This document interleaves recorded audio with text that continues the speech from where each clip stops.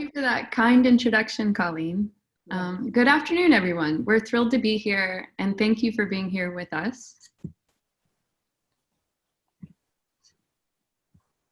We are here to discuss the arts in relation to climate crisis. This is a subject that Carolina, Peter, and myself have all spent much of our graduate studies thinking about, and we're looking forward to a dialogue with you during the question and answers after our presentations. Each of us approach the subject in different ways from each other and through a variety of means, through our artwork, our activism, our teaching, and our lives. I'll begin by sharing with you a video I have made specifically for this presentation today, and to talk with you about a few of the ways that I believe that the arts can best engage with the worldwide design project of resolving the climate crisis facing our world, parts of a manifesto of sorts that I'm in the process of writing. Afterwards, Carolina and then Peter will share with you as well, and then we'll open the dialogue to questions. What can art do in relation to resolving complex 21st century issues facing us, especially the climate crisis?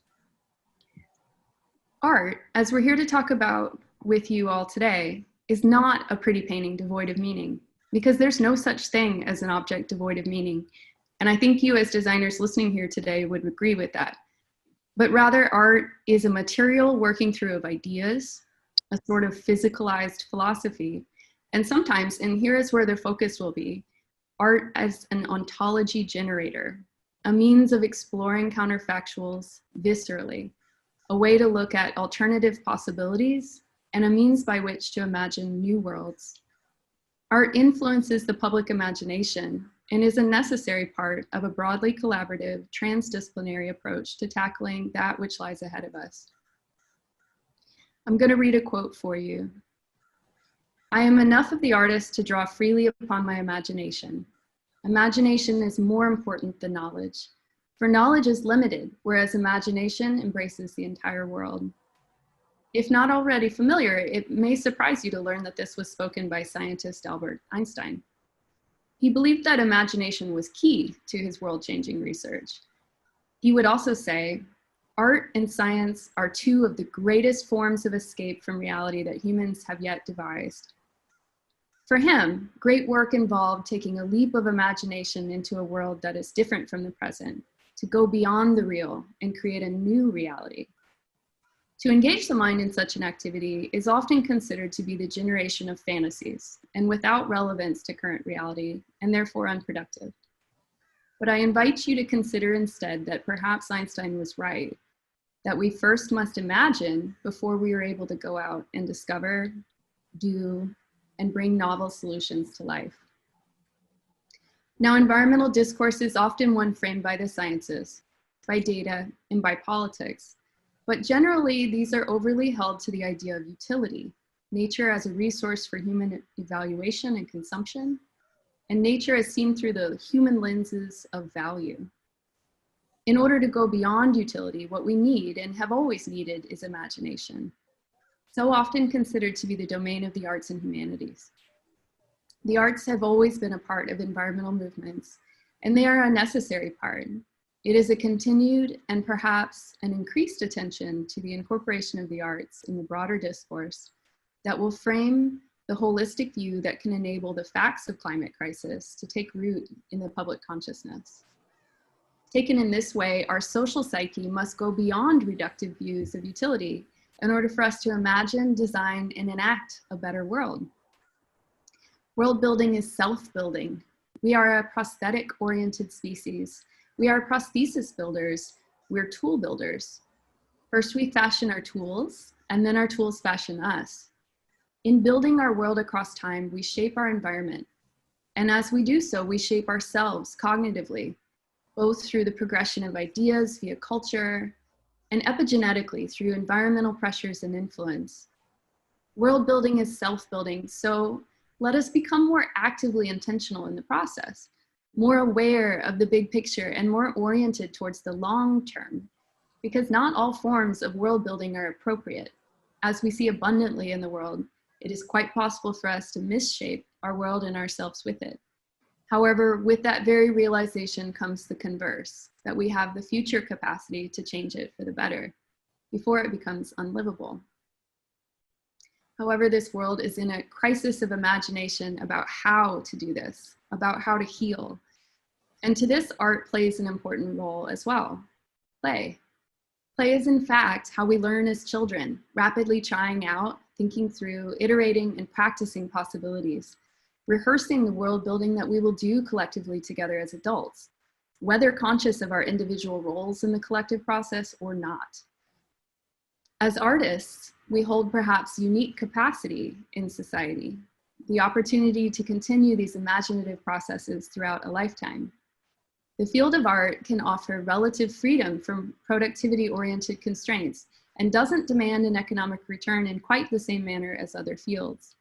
Art, therefore, has the capacity to radically disrupt the conventional thought structures, patterns, and self-imposed limitations extant elsewhere in society. Societies generate sets of belief systems and modes of thinking and prescribed doings. The substrata of the Western developed world, the global North, has developed a pervasive monoculture of ideas that is widely accepted. We are so enmeshed in it, we sometimes have difficulty even identifying the underlying structures that give rise to certain ways of behaving and doing things. We go about our day on autopilot, acting in ways we believe are just natural and correct, and unaware of how they're born of a certain set of beliefs that we've absorbed along the way. Even when we do stop to consider, we are often unsure of what to do instead. We lack the imagination. For example, we understand that the continual growth demanded by capitalism is at odds fundamentally with the finite resources of our planet. But as Frederick Jameson has stated, it is easier to imagine an end to the world than an end to capitalism. But we don't desire an end to the world, so we had better get busy imagining alternate ways of being in it.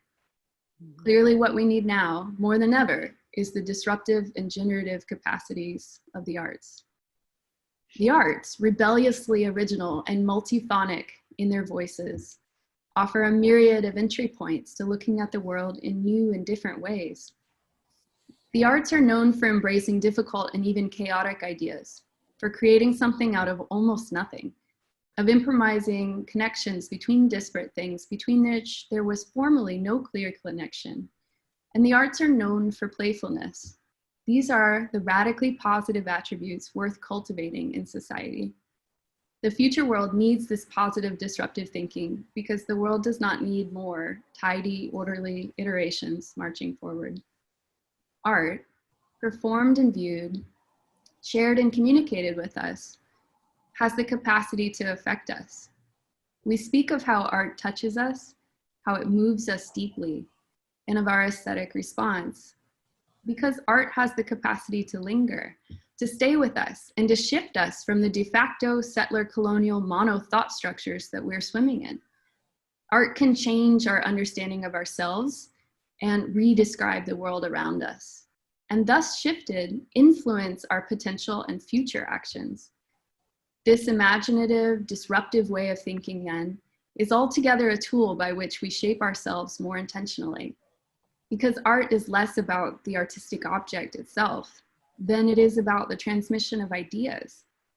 It is about presentations of alternative realities, of ours, of that of others, our relationality between each other, all viewed in different lights. Social change is always possible. Indeed, even an individual can have an outsized impact, but it is only when the acting agents in a community have a sense of their own capacity to act that social change is possible. When individuals, groups, and communities become aware and see themselves as able to remake the world in which they live, things can then transform quickly. Societies are then able to creatively re-engage, remake, and reinvent. They can find and design new forms of being and living together. 21st century problems are complex and thorny. Complex issues are rarely ever solved with simple solutions. Climate change is a global issue and it affects us all. These problems are bigger than any one discipline, and I believe they're best met in an interdisciplinary, in a transdisciplinary manner, transcending discipline. The 21st century requires radical teamwork and holistic big picture frameworks of thought that go beyond the traditional institutions, siloing us into individual and separate disciplines. Looking back over time, we have made this world together in bits and pieces, in small groups and big groups, leaps and lurches, and we can really remake it differently moving forward in such a manner. But to do so, everyone will need to help in the way they can. Artists, designers, engineers, scientists, and so forth, all will need to learn to work with one another in tandem, not at odds. The particular power that the arts have to offer, and again, the arts are just one piece of the whole. No one piece can do it alone. The arts can offer a reimagining and an expanding of our worldview to widen the view of what is possible. And when taken as part of a large whole with all the other disciplines together, we can discover the way to concretely arrive at solutions. I hope that you will seek out more art in your life and education, the never-ending process of educating ourselves that is life. I hope that you will invite art to stay with you and open up new possibilities of thought, so that as you go forward and do your work, that you do so with creative, imaginative, and innovative solutions to addressing our challenges. I hope that you will seek out collaboration with people who are not like you and instead bring diverse ideas to the table. Collectively, I believe we can design a better world of tomorrows. Thank you.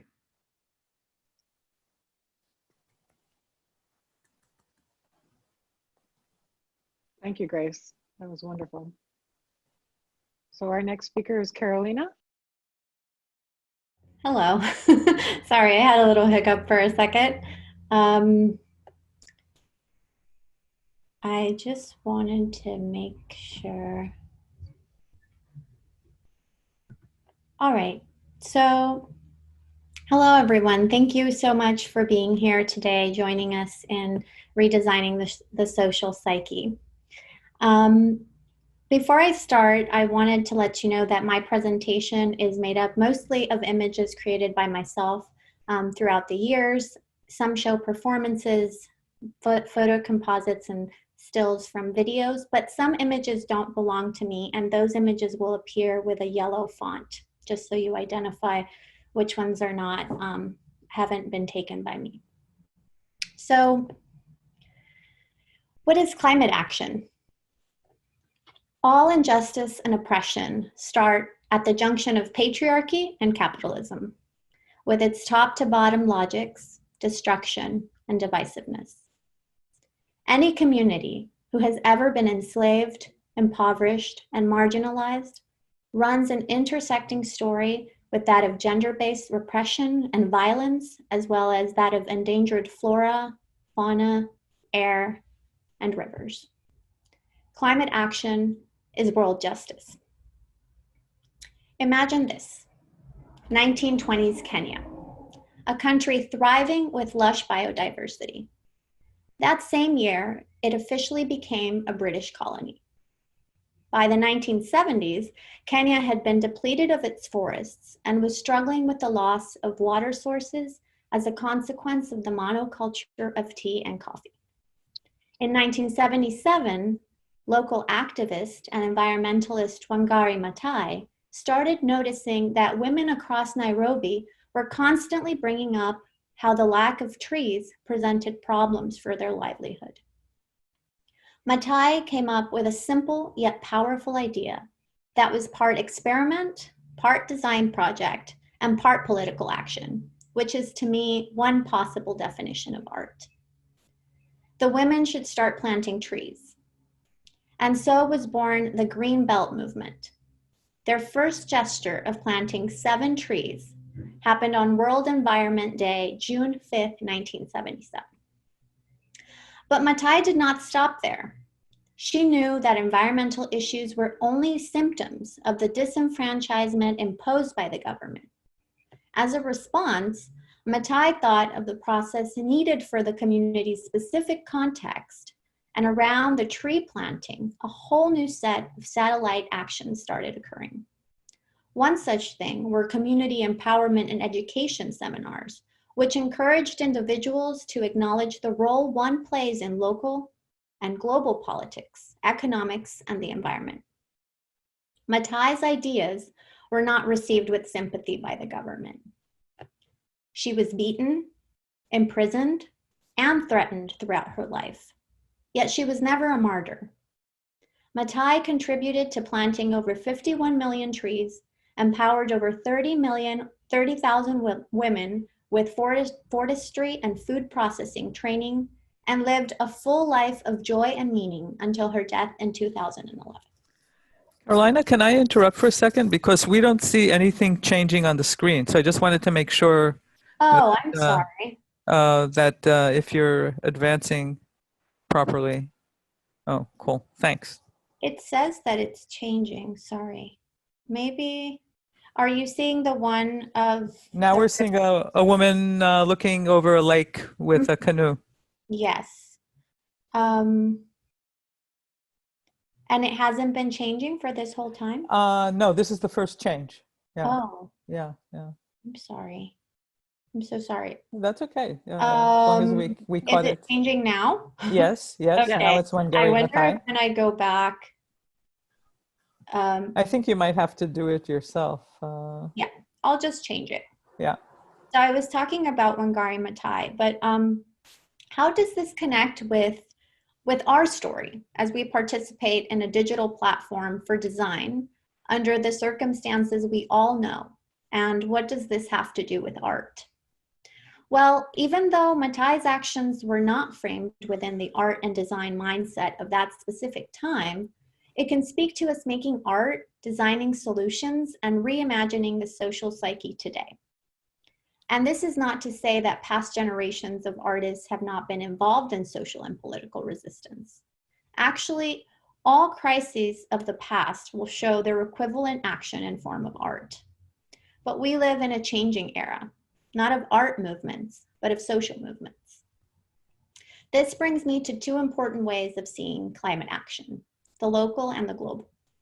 I'm going to move over and see if I can, it's changing now though, right? Yes. Now it's the green just belt changed. movement. Yeah.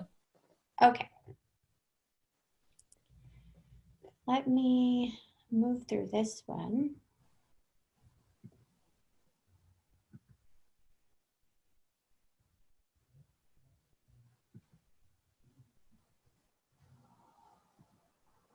Oh, these are beautiful images. Yeah, they are. Thank you. So UCSD Green New Deal is a local movement that Grace, Peter, and I are members of, and it's made up of staff, faculty, and students. As a new member, my role is yet to develop. I have mostly focused on an ongoing media campaign titled UCSD Keep Your Promise to Decarbonize by 2025, as well as contributing together with Grace on practical graphic art needs. And sometimes as artists, we need to show up and contribute in that way. But art is so much larger than that. Art calls for restoration, experimentation, problem solving, and in my particular case, world building. How can we use the tools of art and design, research and theory, performance and gesture, film and video, computing, sculpture? I'd say first we need to teach others that art is not just an object hanging over your bed, and that design is not just a logo. Art and design are all of the things that were worked through to get to those objects. And we can turn those processes into a series of actions and gestures within a social movement. Starting with the design of meetings, which can be action-based incubators where tools are fundamental in searching to do what Matai did, understand the context, the user, the diversity of users, and developing a series of actions, happenings, explorations that can activate climate justice and participation. For instance, the act of planting a tree is often overlooked on campus because it's seen as a romantic symbolic act, but when that symbol is tied to a series of other gestures, didactic actions, and experimental political approaches, then that whole system has rewired a mindset.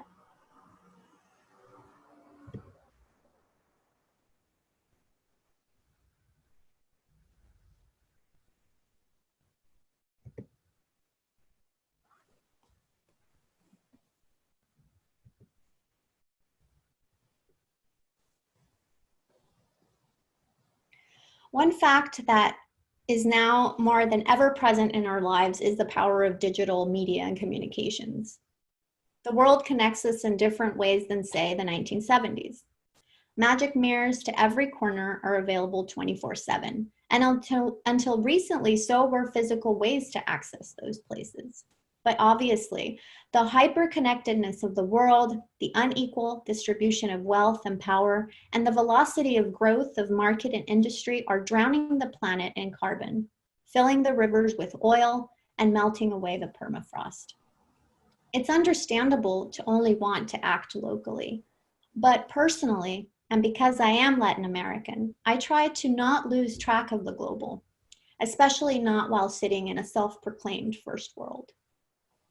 The global means to me understanding what Brazilian theologian Leonardo Boff mentions in his book, Ecology and Liberation. It is impossible to develop respect for nature without considering the ways in which nature itself adversely affects those living marginalized or impoverished. Part of the design strategy that many of us want to be a part of must partner, include, and work with the communities of the Global South. Part of the experimentation and context has to pulse from global to local. Otherwise, it can become problematic in a world that is called to stay behind doors and build walls. And this means supporting, learning, and connecting with social justice groups that focus on different fights. Animal justice, gender and racial justice, all of it has to do with environmental destruction. And understanding these connections will help us tackle the real issues that are behind it all. And then comes the urban space as kind of the middle ground between the local and the global. And as much as I love forests and jungles and all places nature has built, I'm a big believer in the city, the village, the human settlement. And in redesigning the social psyche, we need to redesign all places urban, which is another way the arts can be part of the process. And of course, design. And this is more of an invitation. I invite artists and designers to infiltrate every urban development committee possible in your city, in your town, to think and rethink public space and public art. Especially now that private spaces will be going through a real paradigm shift. Artistic thinking that includes creativity and form, but goes beyond it from a critical, conceptual, inclusive lens. Artistic thinking that can partner with other equally essential disciplines. The only non-essential workers now are those abusing their power. Part of the actions moved forward by Wangari Maathai also included efforts to protect public space. In 1989, Maathai learned that President Moi intended to destroy Nairobi's only public space, Uhuru Park. And I'm going to go through these because I realize I haven't been doing that.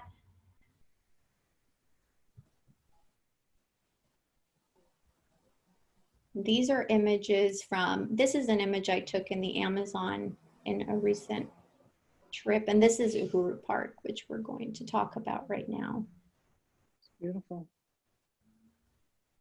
So Moi had received funding from the World Bank in 1989 in order to build a 60-story tower and complex with a statue of himself in the center and rooms for the party's headquarters, offices, shopping malls, and parkings for hundreds of cars.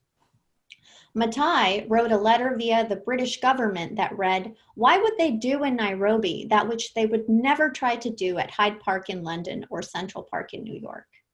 The World Bank pulled the money and the project fell through.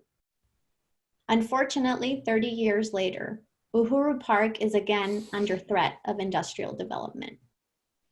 Every generation has to keep pushing through.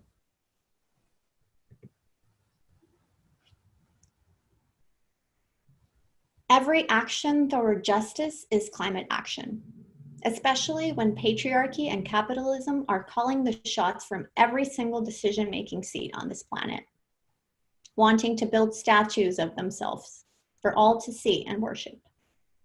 They influence and perpetuate the oppressive social psyche, but we are more, and younger generations, like a lot of you out there, are more willing to help pushing, working through our own misconceptions of value, beauty, use, and art. reestablishing links between disciplines, like Grace said, with a social goal, and seeing the intellectual, strategic, and hybrid possibilities of care and social action that can keep preserving biodiversity on this planet, including human diversity. Thank you for listening. And now Peter is going to present. Thank you, Carolina and Grace. Yeah, so I was kind of taking notes as Grace and Carolina were presenting, and I wanted to kind of highlight a few things. Grace mentioned disruptive, generative, rebellious, multiphonic arts and radical teamwork. And then Carolina kind of emphasized that art and design could go beyond merely, like kind of just like graphic needs for social movements, and can actually be integrated into social movement strategy and organizational process, talking about performance and gesture and action.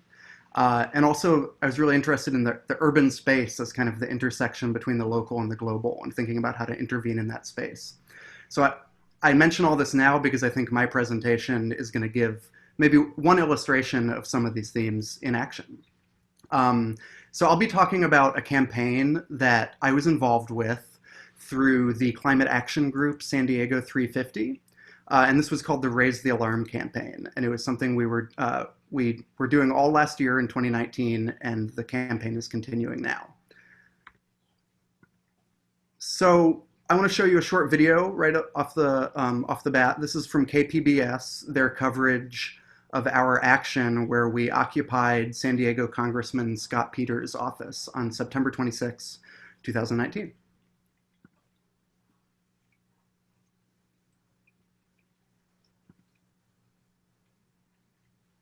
Scott Peters needs to sign the pledge. Scott Peters needs to co-sponsor the Green New Deal, HR 109. The protest began in the courtyard of the La Jolla building that houses the congressman's office.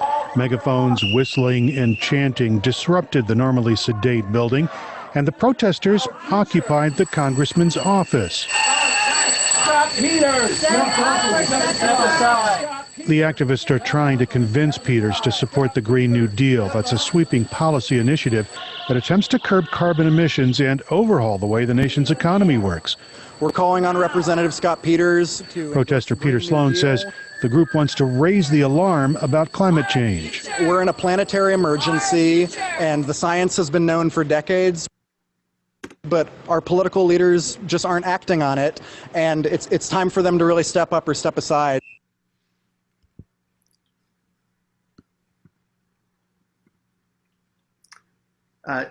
Yes, that was me. And no, my name does not have an E at the end of it. They misspelled my last name, but that's okay. So that was a little taste of what we did. To give you the historical context, we started designing this campaign in the aftermath of the 2018 California wildfires, which many of y'all will remember. This is a NOAA satellite photograph of the campfire, which you can see. This is the San Francisco Bay. And this is the campfire. It was the largest, most destructive, and deadliest wildfire in California history. And you can see the smoke just billowing all the way to the coast there. So this massive flame. And it destroyed many locations, most notably Paradise, California. And you can see in these images how this small town was completely wiped off the map. So in response to this, we designed this campaign, and here were kind of the basics of the Raise the Alarm campaign. Our targets, we settled on Representatives Susan Davis and Scott Peters. These are two Democratic congresspeople in our area who we felt could be moved to sponsor the Green New Deal, but they had not yet. Our demands of them were threefold. We were asking them to co-sponsor HR 109, which was the Green New Deal resolution in Congress. We asked them to sign the No Fossil Fuel Money Pledge, and we asked them to hold a climate town hall in their district before August of 2019. And for our tactics, we decided it was time to escalate to nonviolent direct action. So we designed what we called sonic sit-ins, where we would risk arrest. For the timeline, we initiated the campaign in November. We started doing more traditional things like dropping petitions at the Congress People's offices in February. We started training for direct action in March, and we had our first sit-in at Susan Davis's office in March. Shortly after that, Scott Peters called us in for a meeting when he saw the news coverage of our action at Susan Davis's office. And we delivered our demands to him, but he told us no on all three fronts. We gave him 100 days to reconsider, and when he didn't change after 100 days, we did two actions at his office. One, we collaborated with some local high schoolers who performed a die-in at his office. And then in September, we did our second Sonic sit-in, which you saw video of. So how did we think about this in terms of design? Well, I'm a composer. I'm doing a PhD in music, and I was really excited to think about the design of this action kind of as a musical composition. And the planning we thought of as kind of a text score. So what's a text score? It's a style of music composition that emerged in the 20th century that went beyond the traditional music notation of 5-line staves and notes and rhythms.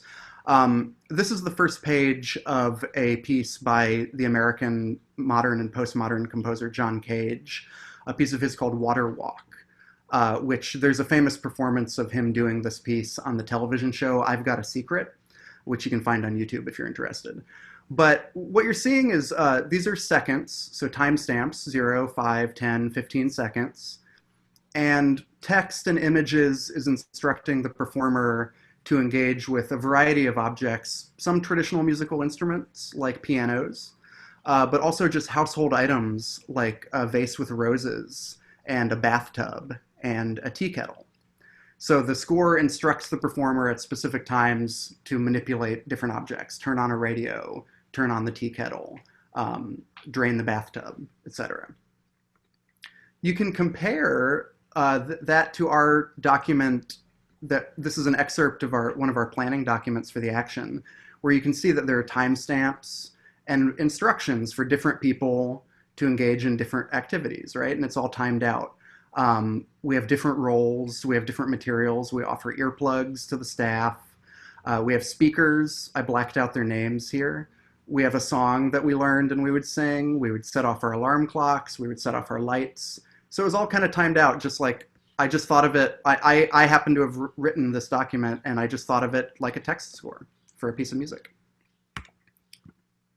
And also just like a piece of music or a piece of theater, we have different defined roles. So we had a chain of decision making where there was an action director, kind of like a conductor at the top, who was communicating with the rally director, who was leading the group of people who were not risking arrest and who were just there to support. And on the other side, we had police liaisons and the direct action team leader leading the team of people risking arrest. And you can see just all the planning that went into defining all of these roles. We had media spokespeople, we had marshals, police liaisons, people posting on social media. It was very meticulously planned out over months and lots of Google Docs and Google spreadsheets and Zoom meetings. And then also, just like a piece of music, we designed it for specific materials. So this is an excerpt from my Amazon order history, and you can see I just went on Amazon and bought earplugs and keychain alarms and alarm clocks and bicycle sirens and police sirens and flashing lights. So we spent, I think, less than $100 on all the materials that we needed for this action. So we had a few principles that we were keeping in mind in designing this action. And I'm getting these from this really great book called Beautiful Trouble, which is edited by Andrew Boyd. And it has a lot of great case studies and theoretical principles for creative nonviolent direct action. But the three I want to mention today are this one called action logic, where the idea is that your actions should speak for themselves. They should make immediate natural sense to onlookers. They should have an obvious logic to the outside eye. So we didn't just show up and wave banners and shout our demands, right? Because if you saw an image of that, you wouldn't necessarily know exactly what we're asking for. We felt like by actually using alarms to take over the office, it sort of intuitively conveyed the message itself, that we were demanding an urgent response to a crisis. There's this idea of détournement, which comes from the French radical group, the Situationists. The idea of détournement is that it appropriates and alters an existing media artifact, one that the intended audience is already familiar with, in order to give it a new subversive meaning. So we felt we appropriated the imagery of fire departments and using alarms and flashing lights to respond to an emergency. And also by doing an action that had the police called on us, and we sort of enlisted them in the performance we were giving for the media. So we kind of highlighted the fact that the police, in shutting down our protest, were maybe not serving the public interest, but were instead actually diminishing the public's ability to influence our elected officials. So we both appropriated the fire department's imagery and we subverted the imagery of the police. And then this idea of an ethical spectacle is that the truth does not reveal itself by virtue of being the truth. It must be told and told well. It must have stories woven around it, works of art made about it. The argument here is not for a progressive movement that deceives or cheapens its message, but rather for a propaganda of the truth. And I just really love that idea of a propaganda of the truth. Anyone who engages with climate change knows that the science has basically been understood for over 30 years. But the truth alone has not been sufficient to engage our political establishment. So we actually need compelling stories that in a sense propagandize the truth, make it theatrical, make it affective and emotional to actually drive our systems to engage with it and create the change and the future that we all need. So my final thoughts here are just that, like I just said, the science of climate change has been clear for decades, but political leadership has not acted. The climate movement is turning to nonviolent direct action. You see that both with groups like 350 doing the action we did, and the United Kingdom-based Extinction Rebellion has done this on some pretty large scales. Creative organizing structures, strategies, and action tactics will play a role in this new phase of the climate movement. So I think it's a real question at this point of, will art, music, and design save the planet? I don't know, but I am pretty sure that we will find out in the next 10 years. So there are a few references that I referred to. Thank you so much, guys. Peter, what's the 350 in San Diego or Design 350? I can pull up their website and put it in the chat, but the San Diego 350 is a local group affiliated with, like, basically. I'm just asking, what does the 350 number refer to? Oh, I'm sorry. Yeah, that's okay. No, that makes sense. So 350.org is named after the parts per million of carbon dioxide in the atmosphere that scientists have said is the safe threshold. And we are actually at something like 413 right now. We passed the safe threshold of 350 parts per million in 1988, which is, incidentally, I'm 32. That was the year I was born. Wow. Yeah. And so this group, this activist network called 350.org is named after that. And they have local groups on every continent except for Antarctica, actually. So there's a very active local 350 group in San Diego. Very interesting. Yeah. Well, thanks again for having this. It's really nice to go from, like Grace says, a manifesto to actually getting a sense of what it looks like in different places, and to get the example of Kenya, and to go to UCSD more locally, and then to have a very specific example, Peter, from you. I'm going to start off just a couple of comments, questions that are in the chat. From Amy Alexander, she says, do you differentiate between score, script, and agenda? Do you think of it all as specifically sonic in nature versus how an action by other activists might be presented and understood? So that's Peter. That's a really interesting breakdown of score, script, and agenda. I think for me, I was thinking of it just as a musical score, because the very idea of musical scores at this point in music history has become so kind of like radically open. There's so many different kinds of scores.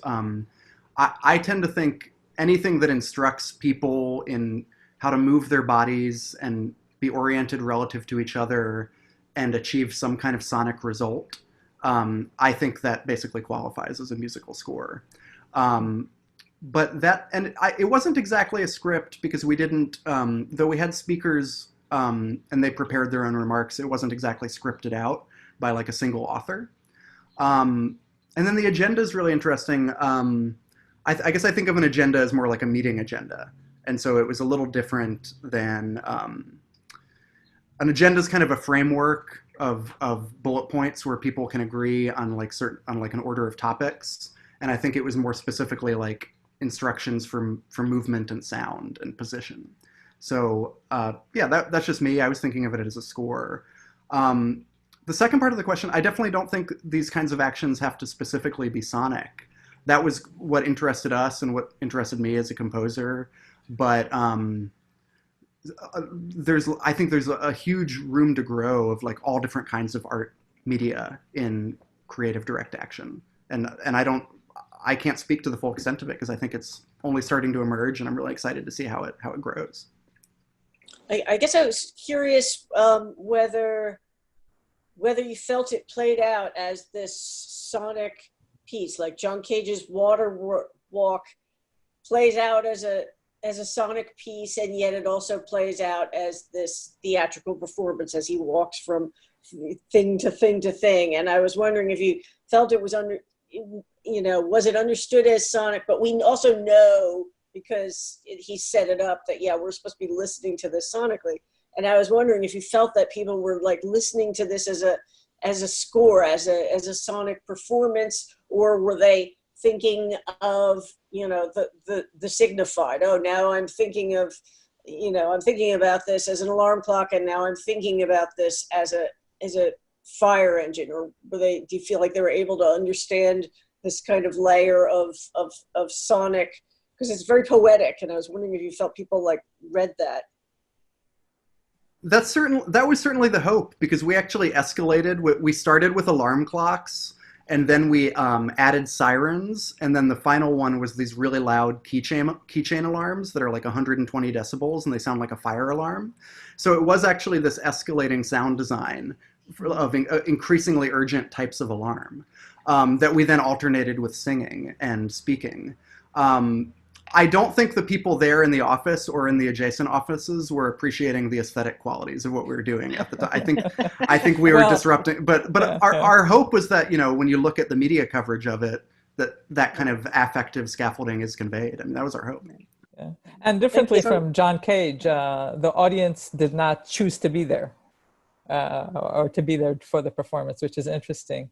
I want to read you. Okay, wait, and I'm going to interrupt you, Deborah, before you do. Sure, absolutely. So I want to really encourage those of you who are out in the audience to kind of raise your hand or put a yes next to your name or something like that, so that I can call on you, so that we can get some questions from the audience for the other speakers as well. So go ahead in the meantime. Yeah. So Richard, how does this planned movement strategy take into consideration what can be seen as not as planned? Is there a strategy for this situation? And Peter, and also and the other panelists as well. What do you say about that? I can briefly say, but I think Grace and Carolina might want to speak to that as well. But I'm an improviser. I play a few different instruments, and I think a lot about improvisation. And the design of the piece was very specifically kind of structured enough to leave room for improvisation and uncertainty.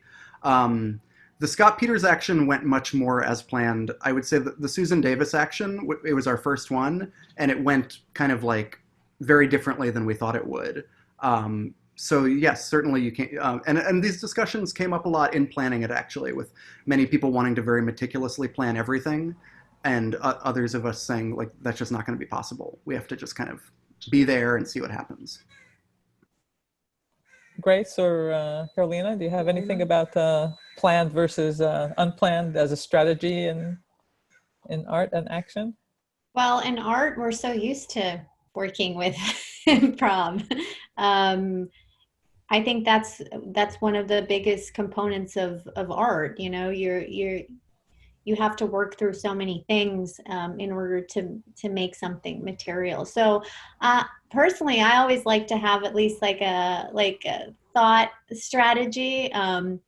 in case something goes wrong, like having a couple of things that you know that are at hand, maybe an action, a gesture, or like some alternative, in Peter's case, like, I don't know if there were like some alternative music that you could have had at hand, you know, like an iPod or whatever, just in case something, you know, needed to be activated in another way. But yeah, just working with what you have in unexpected ways in this case is, yeah, I think that's the way to go. Grace, any thoughts? Absolutely. Broadly speaking, if you have no plan at all, you have chaos. And if you have a complete plan and you expect everything to go exactly as planned, you have a false notion as well as an authoritarian situation. I think everything that's best in life is done with a goal in mind, but in a dance, in conjunction with all the new information that's coming in and all the acting agents that we are working with, right? So whenever I'm engaged in a project, I try to take the considerations and the goals of all the stakeholders in mind and make sure that as best I can, that we all dance together well and everything comes out in the end as a communal action. That's nice. One of colleagues, Emma Todorov, he's a simulator, does simulation of movement. And he says that about, let's say, walking, that you can only plan your first step. And once you do your first step, you're in dialogue with the world. Mm-hmm. And that's a good description. Of course, now how well I really achieve that in reality, I guess, depends. Yeah. Right? Yeah. I also think that sometimes those things that are unexpected bring their own, you know, sometimes those things happen and then you realize that if that hadn't happened, this other action or gesture that was so vital or important wouldn't have either. So I think you have to be open to that. I think that's part of the artistic thinking.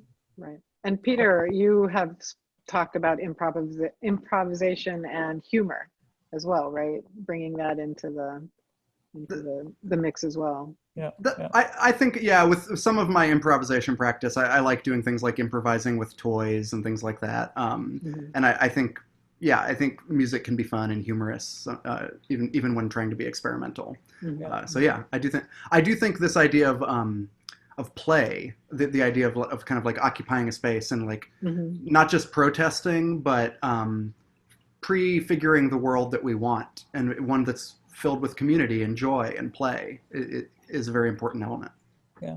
And that's where the teamwork also comes in, because that's why, you know, when you're designing actions, and we were just talking about how important it is to be interdisciplinary and consider the talents of each person on your team. So I think that when something goes wrong in a situation like that specific example that we're referring to, you count on the whole team to come up with something, and every person brings their own expertise and their own, maybe the person that is most comfortable with responding to situations that aren't planned is one of the people that is in a certain place, like dealing with media or something like that. So I just think it's really important to consider the collective sense of how the event or the gesture or the performance is organized. I just want to bring this up, Deborah, I'm sorry, before we close. I think that some of the things that Grace was saying as well, along with the other speakers, was the sense of enacting a better world, or a way of showing what alternate realities might be.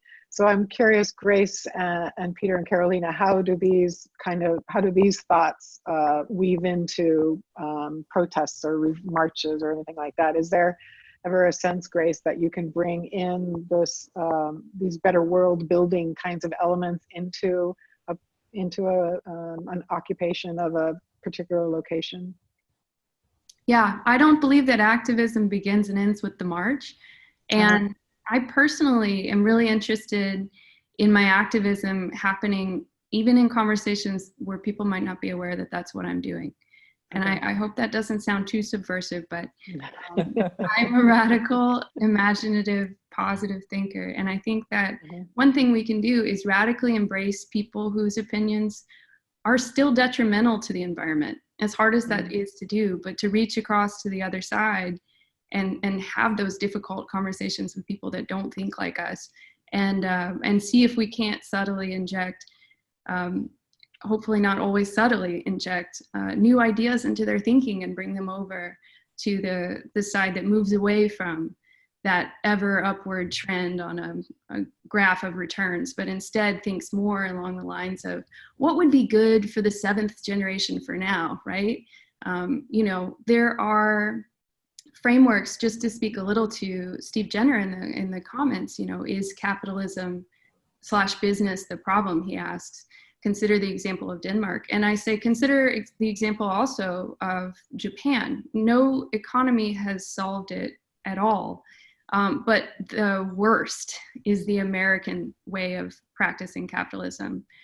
There's so much room to evolve without even moving past something that would still potentially be called that by and large. You know, if we could stop thinking in terms of a 3-month strategy in order to make the most returns for the stakeholders, and instead think 7 generations ahead. What would be good for 7 generations ahead for this business, which is what they do in Japan. They have so many businesses that have been around for hundreds and hundreds of years that spend a lot of their time trying to give back to the community in which they're part of, instead of just making money in the bottom line.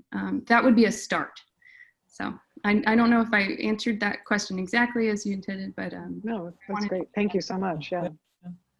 Yeah, in relation to that, I think that Grace is right. The protest, in this case, in Peter's example, that specific protest was very important as an action, as a gesture. It had to happen. But activism isn't just the protest. You know, there are many ways in which we can infiltrate into changing people's opinions and behaviors. And I think that Grace and I and Peter also, we do that with our artwork too. You know, we bring those ideas and we present them in a way that can generate a conversation. Conversation is a protest too, like, you know, like Grace said, a conversation, an image, and you know, with digital media, there's a whole nother layer of power that we have, because we generate the media ourselves, and we have the power to reach people and to speak our minds and to participate in that conversation. So I think that, you know, and it's partly what we're talking about. Art isn't just one thing. Art is many different things. So people making films are making, you know, are having political action as well.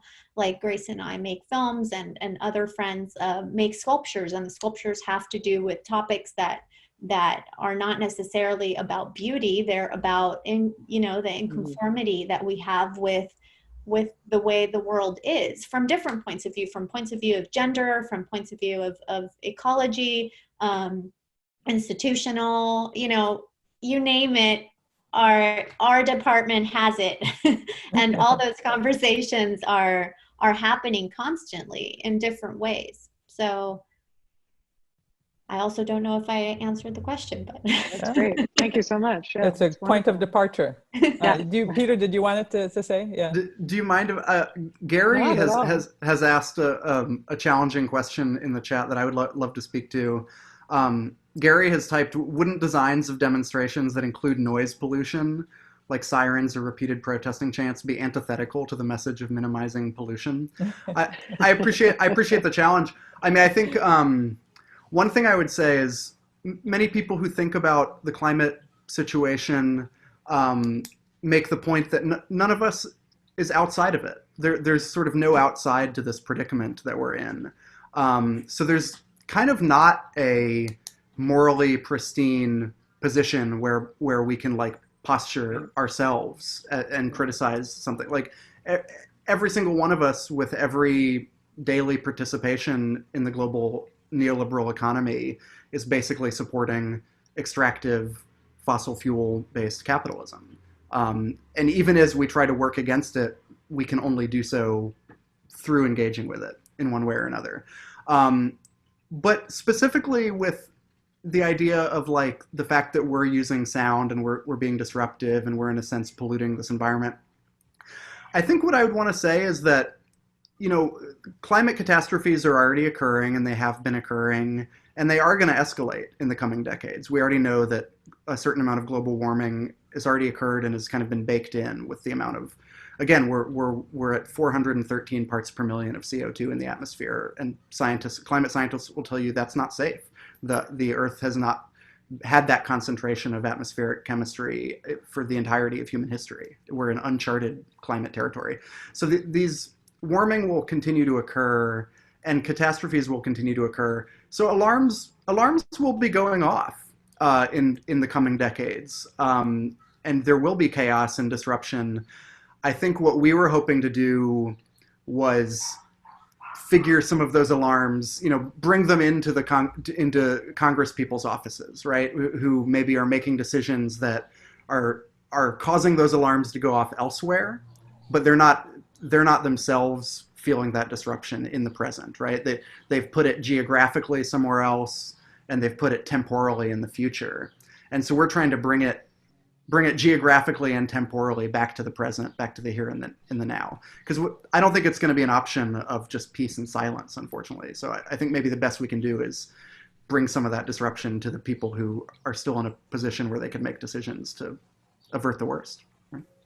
Nice. Yeah. If Nancy Greenfield is available and is willing to ask the question, she wrote a very interesting comment here.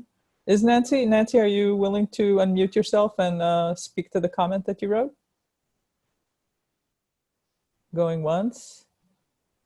Because she talks about doing her master's in 1974 in environmental design. And we were having similar concerns and conversations about water, air survival of our Earth and some kind of gardening and natural agriculture materials and architecture. How can we move our collective concerns into minds of those who hope will join our understanding of these needs, the needs to enhance and protect our environment? And I'm not sure if she's asking, you know, how can art support that conversation?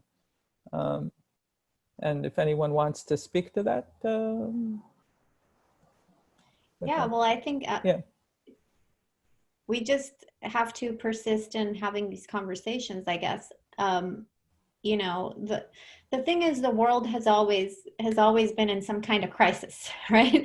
And it's all and the systems to blame are always the same ones. It's always been you know, capitalism and patriarchy since the beginning of the beginning.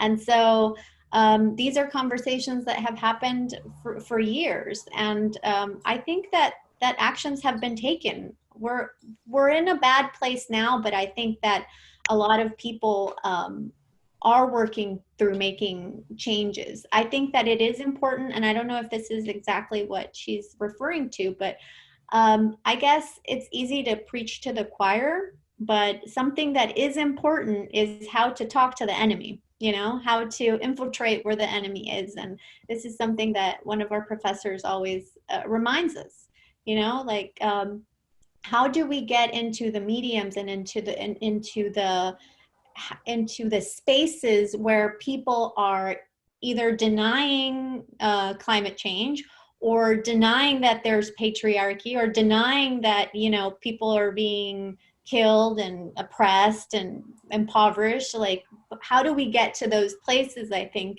is a more pressing question for me. I don't know how to do that. I try to, I think that film for me is one of the reason why that's kind of my main focus, is because I feel like film has that possibility of kind of appearing anywhere where the people that that need to hear it can hear it. It can appear anywhere. And that's why I believe so much in the public space and in public art, because I think people can just, you know, be walking and happen to, you know, walk across something that is telling you that this is wrong, or or that this is wrong, or that this is beautiful and we need to protect it, or that maybe, you know, what you're thinking, like to reconsider it.